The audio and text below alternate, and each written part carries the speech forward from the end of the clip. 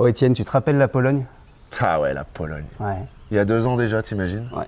On avait pris l'avion tous les deux. Ouais. Ouais, j'ai un bon souvenir de toi en avion. C'est pas là où je suis le plus à l'aise. Hmm. Ce qui reste en Pologne, Flav, ça reste en Pologne. Ouais, sauf les voitures.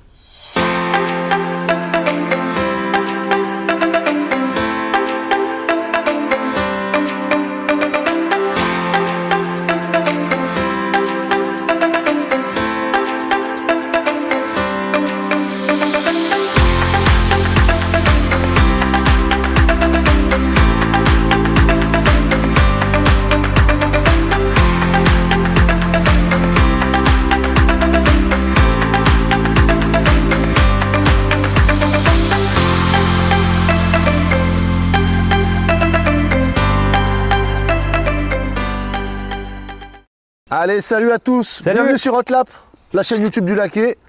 On se retrouve avec Flavien. Et on change de crèmerie aujourd'hui. On a essayé des grosses GT, la Porsche GT3, la Ferrari F8 Tributo. Et bien là, on va essayer une vraie petite voiture de course. Donc on oublie les turbos, on oublie la puissance excessive. Et on vous parle aujourd'hui. Mazda MX-5 Cup, épisode 3. C'est parti.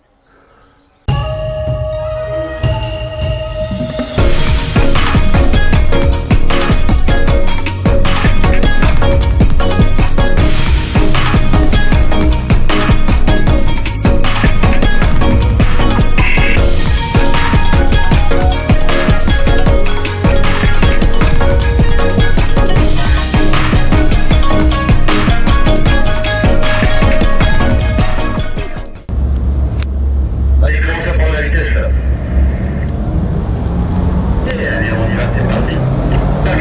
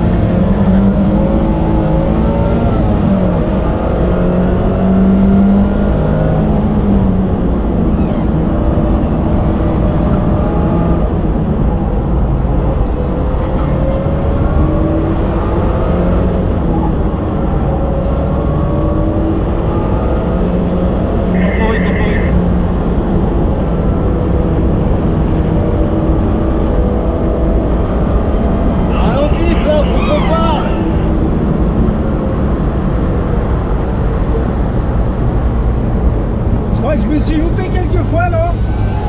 T'es vraiment arrêté sur le bord. Oh, c'est marrant. Ah, c'est marrant, tu m'as même pas doublé. On regardera si la roue avant elle est pas carrée. Hein. Ouais, je crois que la roue avant est carrée, ouais, en effet.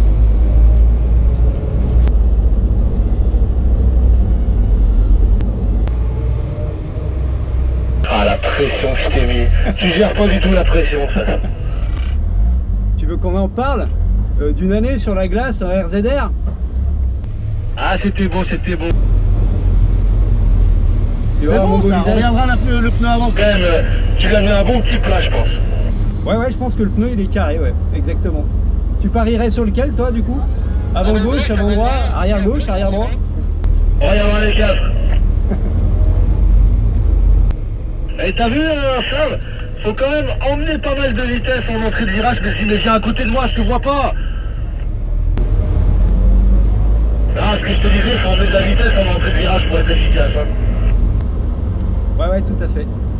J'ai acquis une réception de ce message et ce conseil de pilotage.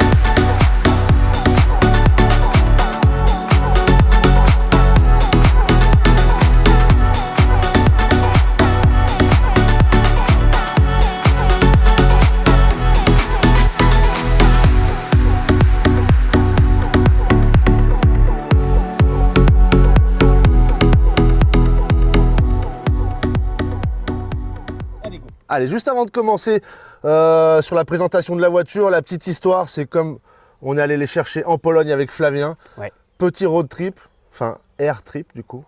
Ça, faut peut-être pas le dire. On est allé les chercher en Pologne. Petite mission pour ramener 8 Mazda MX-5 Cup. Ouais. 8 Mazda MX-5 Cup pour justement alimenter l'école de pilotage du circuit du Laquais avec des vraies petites voitures de course faciles et plaisantes à conduire. Pour la petite histoire de la Mazda MX-5. MX-5, championnat un petit peu mondial entre guillemets, il y en a sur tous les continents des gros championnats MX-5 Cup. Juste les vidéos à regarder, c'est aux États-Unis. Ils sont complètement fous de la MX-5 Cup et c'est beau à voir. Et c'est souvent en ouverture des gros événements type IndyCar. Ouais.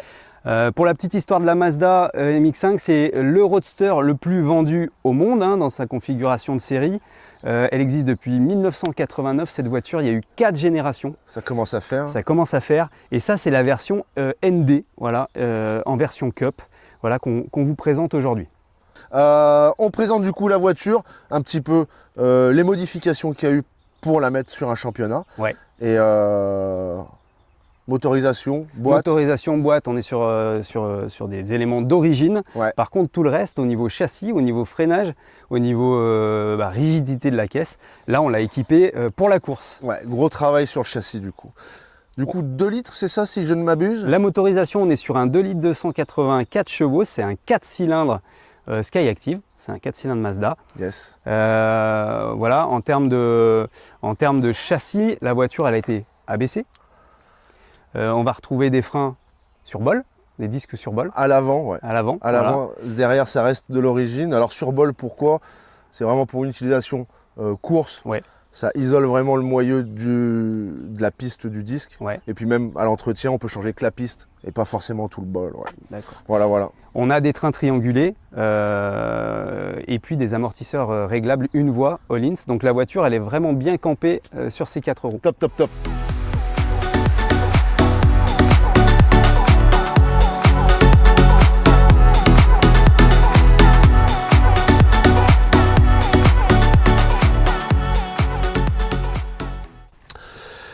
Qu'est-ce qu'on peut dire du coup, châssis, grosse maudit. Donc tu as parlé des trains roulants.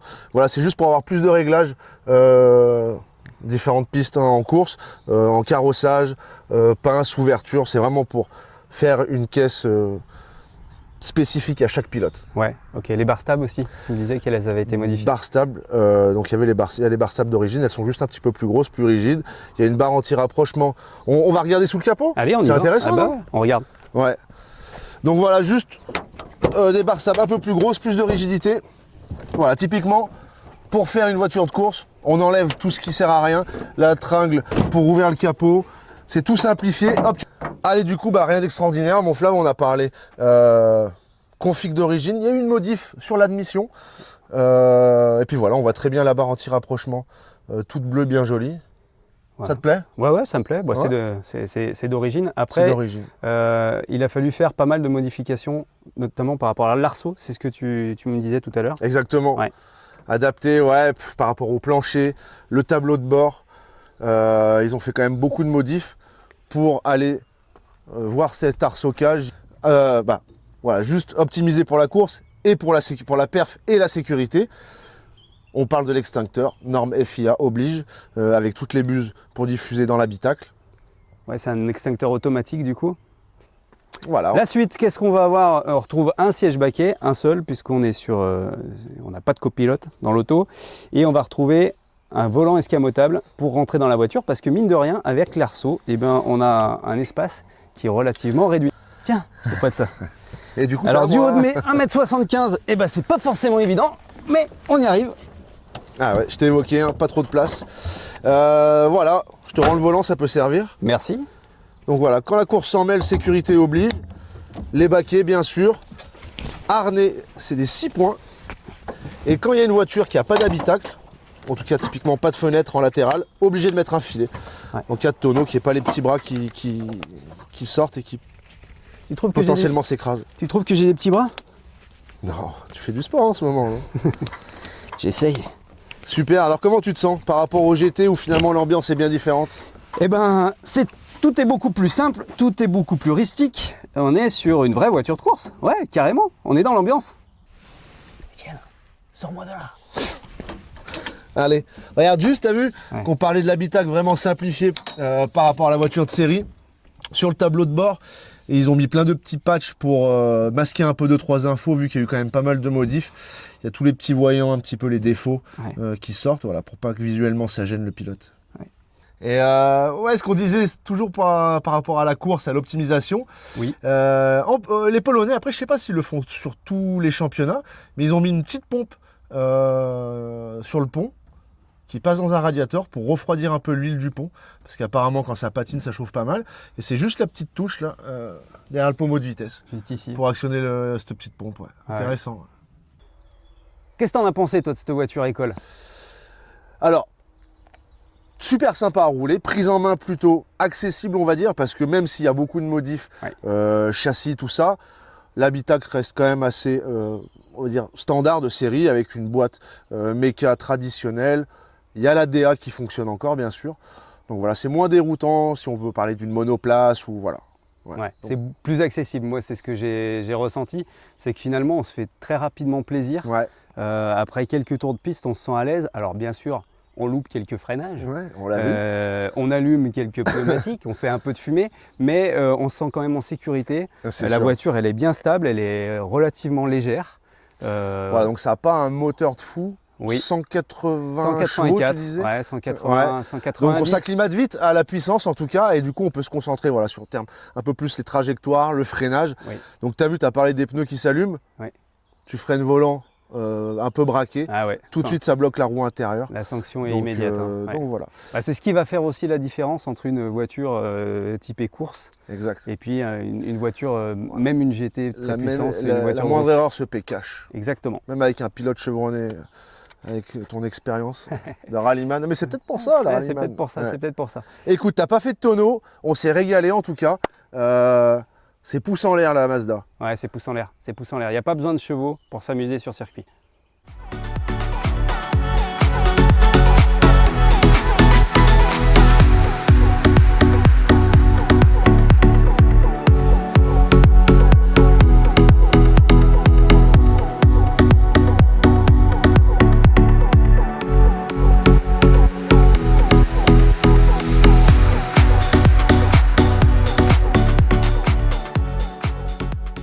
Bon, en tout cas, Flamme, on s'est régalé. Excellent. J'ai aimé rouler avec toi. Ouais.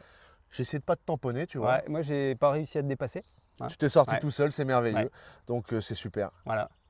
Si vous avez aimé cet épisode, eh ben, vous savez ce qu'il vous reste à faire. Vous vous abonnez à la chaîne, vous nous suivez sur les réseaux et on se retrouve dans un prochain épisode très vite. Likez, c'est cool, ça nous aide beaucoup. Allez, merci.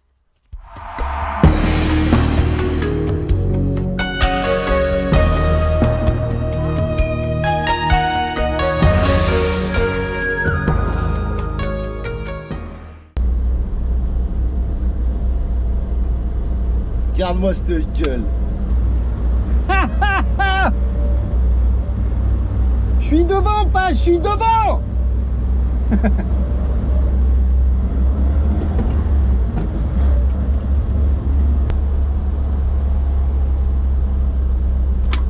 Flamme, Jouer des coudes, c'est ça. Tu me fais le décompte. Enfin, tu me baisses le bras et je pars et tu fais semblant de perdre. ouais, ok. Ou au pire, je pars devant et je te laisse me faire le frein là-bas. Joue pas avec le feu, mec.